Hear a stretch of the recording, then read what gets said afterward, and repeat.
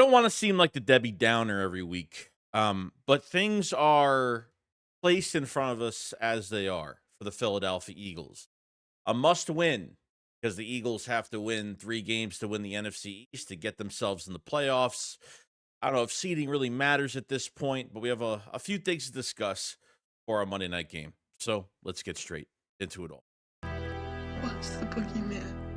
As a matter of fact, it was.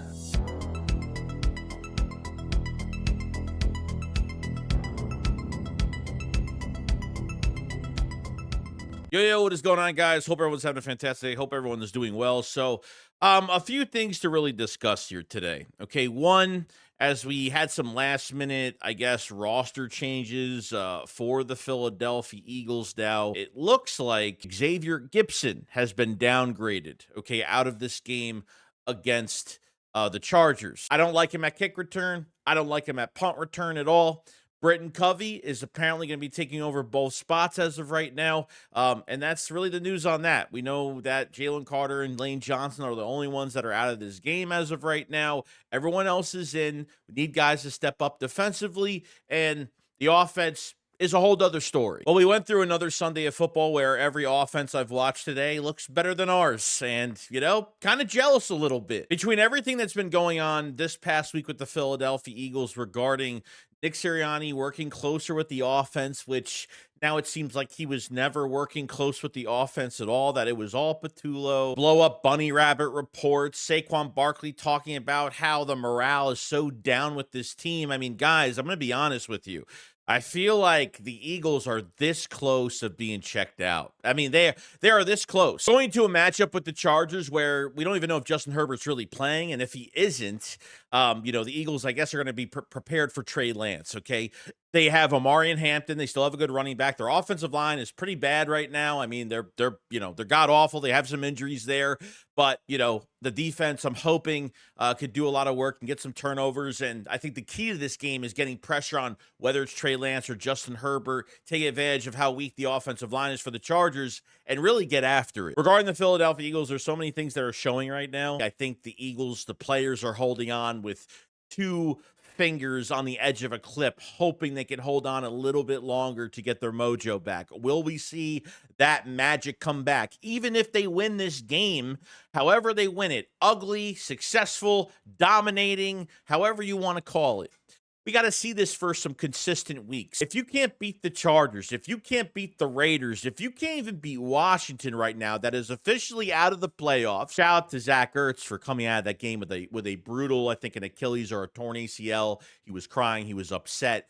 So I want to shout out Zach Ertz on that. Washington looks horrible. Jaden Daniels getting injured with the elbow injury, getting injured for the 4th time. I don't know why he's even still playing at this point. They should just sit him the rest of the year. You can't even beat that team 2 times. And you still have the Bills second to last game of the season where they haven't looked that great, even though they won Sunday, but they don't even look great either. The changes that the Eagles are making to this offense this past week, like what changes could they be possibly making? Because they're not looking at tape from last year with Kellen Moore. They're not even looking at past tape to how to scheme some guys open or whatever they want to do. Now Nick's trying to tell us that he's holding longer meetings and he's being more involved in the meetings, more involved closely with the offense. And you're telling me that he hasn't been involved with this offense the entire year? This is his philosophy. This is his game plan, that he just gives the playbook to Patullo, and Patullo just out there looking like an idiot, making Patullo look pretty stupid because he's really just setting that guy up for failure at the end of the day. So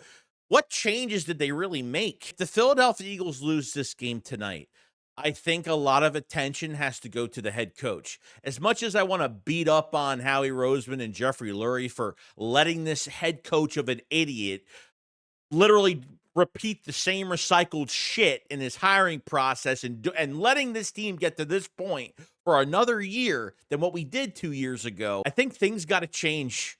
I think a head coaching change is going to be in order. I'm sorry, but Nick Sirianni's fingerprints are all over this. Lurie let him do what he did, and that's what he did, and he completely ruined this team. I understand that execution's an issue, injuries are an issue, but it starts with the culture, it starts with the play calling, and It's just not getting better. It hasn't gotten better. In 21, Nick actually fired himself and gave the play calling to Shane Steichen, which was great. And then in 22, Shane Steichen was the play caller. We had a fantastic year and a really bad ending in a Super Bowl. And that coordinator leaves and he hires an idiot next to him to force this philosophy on his players yet again in 2023. We win a Super Bowl with Kellen Moore in 24. Of course, success.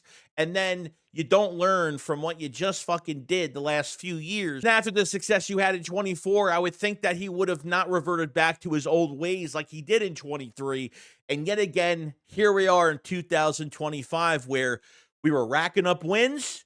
And we know this is a good team. On paper, it is. Coaches are struggling. The players are struggling mentally. And you're starting to repeat your downfall yet again. And this coach is still going to have a job after this year if the collapse actually happens. It's almost really hard to believe. It's not like the Eagles only won 3 games this year, 5 games in 23. Like the Eagles have had good records. The Eagles, look, think about it like this. Doug Peterson got fired 3 years after a Super Bowl. He was in the playoffs 3 times after that and still got fucking fired. That fucking head coach is expendable beyond. It really just depends on how this season really ends, whether it's on a positive or a really fucking negative. And as of right now, it's pretty negative leading up to this point and waiting 13, 14 weeks to finally fix everything. I will take a win any day of the week, but they have to continue it. They have to continue it in a positive way. They can't show up for a fucking series. They can't leave the defense out to dry for 3 fucking quarters, okay? Like, they have got to get their shit together, and they got to get this run game together. Like, they have got to get their shit together.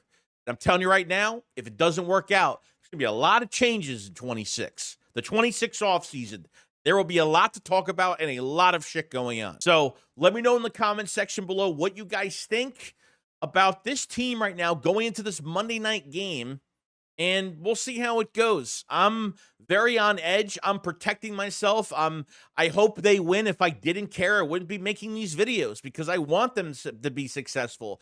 I know they can win a Super Bowl. I mean, they have a shot, and they are wasting it. They are fucking putting that shit down the drain so fast. It's almost unspeakable to keep that head coach around for that fucking reason. And that's where I'm at. So, other than that, guys, that's pretty much it. You guys enjoy the rest of your day. We'll see what happens. And, yeah, Shake Squad up, follow side. Peace out, guys.